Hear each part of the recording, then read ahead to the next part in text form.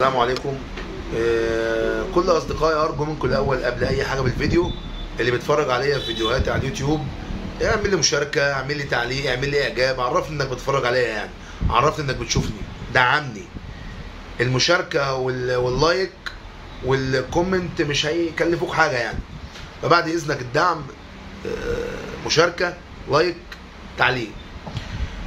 موضوع ديانج في النادي الاهلي موضوع زي كل مواضيع النادي الاهلي السابقه، احمد فتحي وعبد الله السعيد ورمضان صبحي، مواضيع اللي بتاخد وقت طويل دي بنقعد نتفاوض كتير جدا وبنهري كتير جدا، والموضوع ابسط مما نتخيل. على سبيل المثال احنا مثلا دفعنا فلوس في لعيبه اهدار ملعب، يعني لعيب زي مثلا اشرف داري وقابله كتير والتر بواليا، ومعانا دلوقتي جراديشار ولاعيبه كتير جدا دفعنا فيها فلوس بالدولارات ما استفدناش منها بحاجه. اليو ديانج النهارده انت عايز تجدد له ولا مش عايز تجدد له؟ اليو ديانج عشان تجيب لعيب بالكواليتي ده النهارده مش هتلاقيه اصلا. زائد انت عندك حاجه اسمها قيمه مضافه، انه لعيب اصلا خلاص تاقلم معاك بقاله 5-6 سنين وانت شفت منه كل حاجه، عارف مميزاته وعيوبه، لعيب محترف بمعنى الكلمه. اليو ديانج ده بيصلي عشاء وينام، محترف ما بيتكلمش، ما بيفتحش بقه، بيلعب ما بيلعبش، بيتمرن، بيديك جوده في الملعب، جوده فنيه وبدنيه مش موجوده، قوه بدنيه هائله، بسم الله ما شاء الله، ما بيتعبش. انت عشان تجيب الكواليتي ده النهارده في افريقيا مش هتلاقيه اصلا، هتلاقيه طلع اوروبا من وهو اقل من 20 سنه، فهتجيبه منين؟ طب لقيته هتدفع فيه كام؟ لناديه اللي مش هيرضى يسيبه، فهتتعب.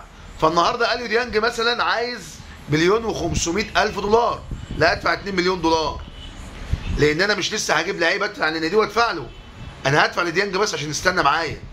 هو عايز 2 مليون دولار، ادفع له 2,300,000.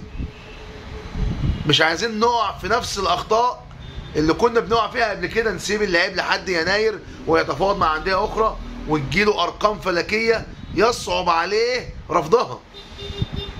النهارده قطر والامارات والسعوديه بيدفعوا ارقام فلكيه في لعيبه زي ديانج، ويستحق.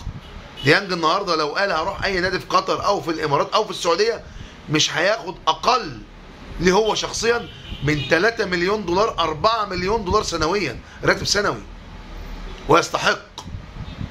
كل اللعيبه في العالم بتمر بفتره هبوط مستوى، لكن امكانياته الفنيه والبدنيه لا تعوض، وعشان تعوضها انت ليك مثلا اهو في وسام ابو علي مش عارف تعوضه، وعشان تعوضه بتدفع ارقام كتير جدا وما انتش لاقي كمان. فاليو ديانج بعد اذن اداره الاهلي مش عايزين نقعد نتفاوض كتير، كلمه ونص، عايز كام، عايز كذا، السلام عليكم، امضي ونخلص. مفيش لعيب في مصر بالكواليتي ده، سواء مصر او افريقي، مفيش لعيب جوه افريقيا بالكواليتي ده. لما يكون عندك في نص الملعب لعيب زي اليو ديانج، جنبيه لعيب زي مروان عطيه، قدامه لعيب زي زيزو، زي امام عاشور، المجموعه دي مش هتعرف تجمعها مع بعض تاني، فما تفرطش في واحد فيهم، ادفع ما تستخسرش. شكرا، سلام عليكم.